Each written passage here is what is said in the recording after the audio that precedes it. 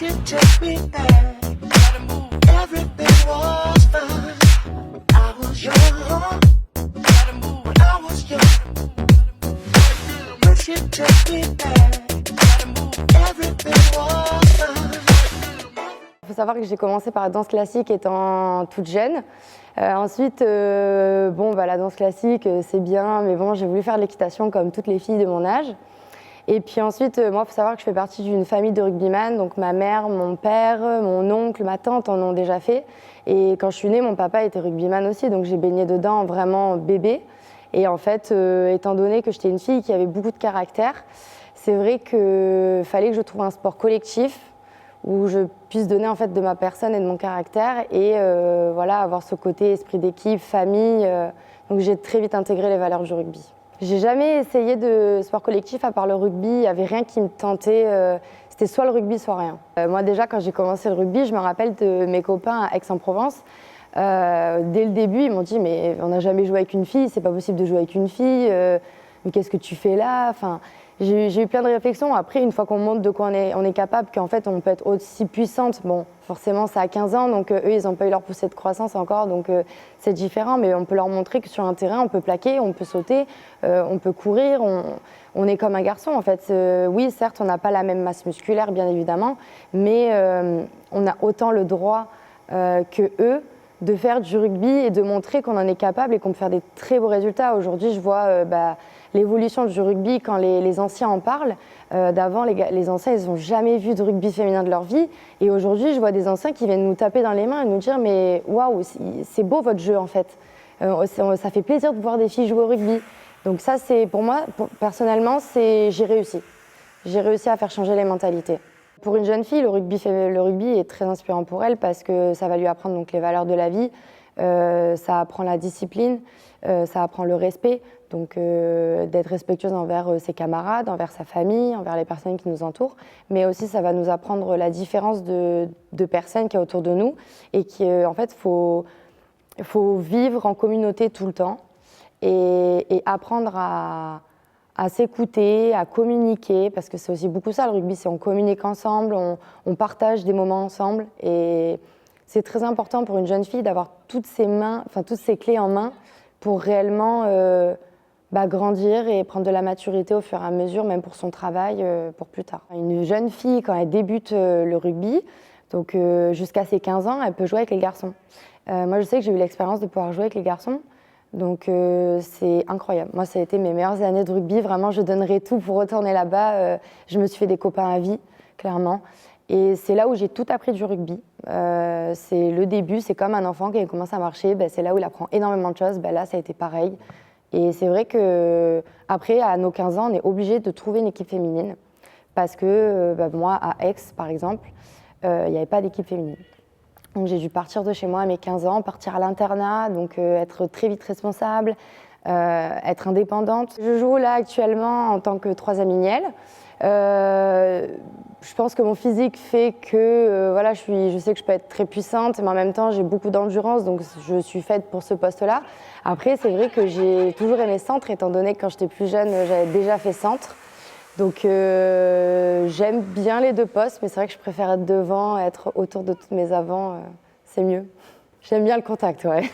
Je dirais que déjà sur mes points faibles, ça va être mon caractère déjà. Qu'il faut que j'arrive à me canaliser et parfois être moins directe, tout ça. Après au niveau rugby, je sais qu'il faut que je travaille encore mon explosivité, ça c'est constant, c'est tout le temps qu'il faut tout le temps le travailler, mais après au niveau point fort, je dirais que mes plaquages, j'arrive quand même à avoir une bonne vision du jeu, j'arrive quand même à donner un plus à mon équipe quand il faut être dans l'avancée et aussi dans mes courses parce que je sais que je peux tenir un match 80 minutes, quoi.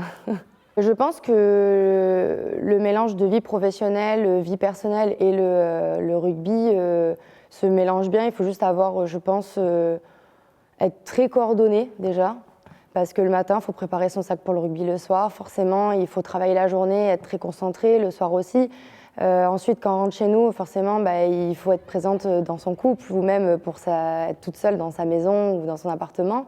Il faut le vouloir aussi, parce que quand on le veut, c'est facile d'organiser les choses et c'est plus fluide. Donc moi je le veux et personnellement ça me pose pas de problème, j'arrive à être bien dans mon couple, j'arrive à être bien à mon travail, à être concentrée et accomplir des choses. Et au rugby j'y arrive très bien aussi le soir et sans aucun souci. Pour réussir tout ça, forcément il faut qu'on ait le soutien de notre famille, étant donné qu'on les voit pas beaucoup. Donc il y a les appels, il faut prendre le temps de les appeler, ou même quand on est en repos, il faut vraiment prendre ce temps-là pour les voir, parce que sinon le reste de l'année c'est un peu compliqué. Et puis au niveau même couple, c'est vrai qu'il faut prendre le temps de discuter, que la personne accepte tout ça, de rentrer tous les soirs à 21h, tout le monde ne l'accepterait pas. Et c'est vrai qu'il faut être vraiment soutenu et c'est beaucoup plus simple derrière d'être épanoui sur ces 3 sujets-là en fait. Être joueuse de haut niveau, c'est clairement avoir 2 vies. C'est la journée, c'est je suis professionnelle dans mon travail. Donc moi, par exemple, je travaille pour un projet RSE pour le Montaner Pietrini Boisson. Et le soir, pendant 3 heures, c'est je suis rugbyman semi-professionnel.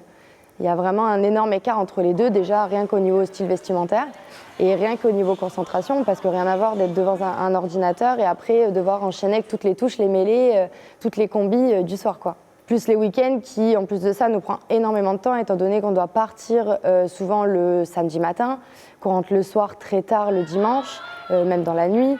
Donc là, il faut être hyper organisé pour enchaîner avec sa journée de travail du lundi et puis pas montrer qu'on est fatigué, parce que le travail n'a rien à voir avec notre rugby, quoi.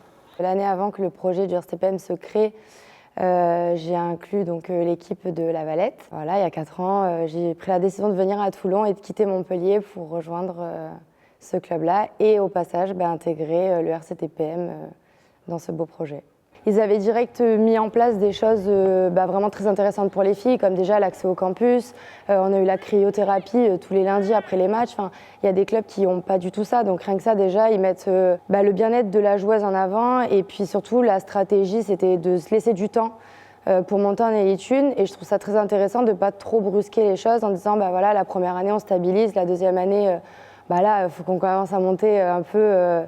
dans les 4 premières ou les 3 premières, et la dernière année, il faut absolument qu'on monte. Donc non, j'ai jamais eu de doute sur ça, et puis voilà, il faut se laisser du temps, mais sur ça, j'étais certaine que le projet allait bien fonctionner, quoi. La compétition, ça me plaît, donc en soi, là, j'ai vu qu'il allait y avoir beaucoup plus de concurrence. Forcément, il fallait du dépassement de soi. Moi, c'est ce que je recherche absolument dans le rugby, c'est toujours se dépasser. Voilà, j'ai fait tant au Bronco, là, il faut que je fasse encore mieux le week-end prochain ou la semaine prochaine.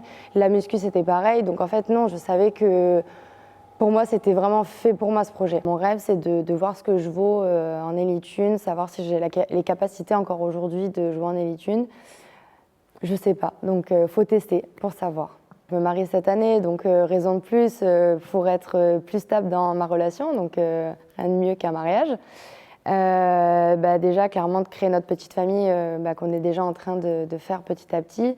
Et puis mon rêve ultime, je le dis toujours, c'est que j'ai connu ça avec mon papa où je courais dans ses bras à la fin d'un match. Et moi, mon rêve aujourd'hui, c'est que mon enfant puisse courir dans les bras de sa mère et de son papa, parce qu'il est aussi rugbyman, à la fin d'un match, et que j'ai l'honneur de montrer ma passion et en fait toute mon enfance. Clairement, ce sera toute mon enfance que je donnerai à mon enfant aussi à mon tour.